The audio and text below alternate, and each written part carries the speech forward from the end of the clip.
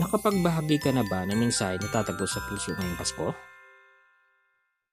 Ito ang panahon na pinakasam nating magpasalamat. Hindi lang sa Diyos, kundi pati na rin sa mga mahal natin sa buhay. Kaibigan, kasama sa trabaho, at lahat na naging bahagi ng ating journey ngayong taon.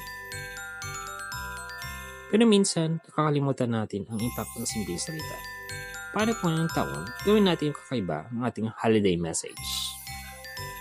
Narito ang mga inspirasyon kung paano gumawa ng makabagbag damdaming mensahe para sa bawat isa sa buhay mo. Sa Diyos. Lord, salamat sa 2024, sa biyaya at sa pagkakataon na maging mas mabuti araw-araw. Naway patuloy niyo kaming gabayan.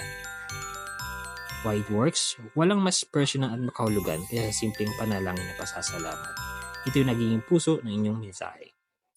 Sa pamilya.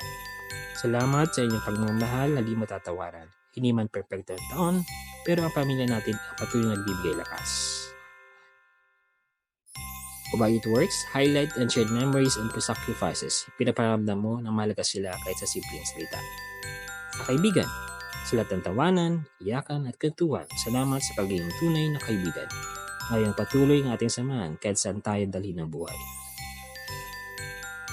Why it works? Relatable and heartfelt, making your friends feel valued and cherished. Sa FB Friends, sa bawat like, comment at share, thank you sa connection natin. Simpleng virtual connection man, pero nadam ko ang suporta niyo.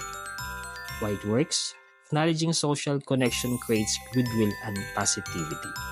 Sa business partners at coaches, grateful ako sa mga aral at oportunidad na ibinahagi niyo sa akin. 2024 has been extraordinary dahil sa guidance niyo. Salamat. Why it works? It reflects professionalism and fosters stronger relationships for future collaborations. Sa colleagues, kasama sa trabaho, sa bawat teamwork, huddle at casual kwentuhan pagkatapos ng meeting, salamat sa pagiging bahagi ng journey ko sa trabaho.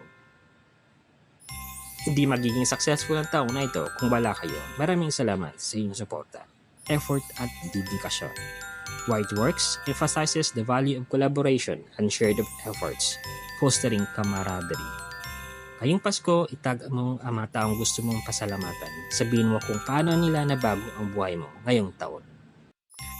O kaya naman, magbahagi ng simpleng kwento kung paano ka naging mas mabuting tao dahil sa kanila.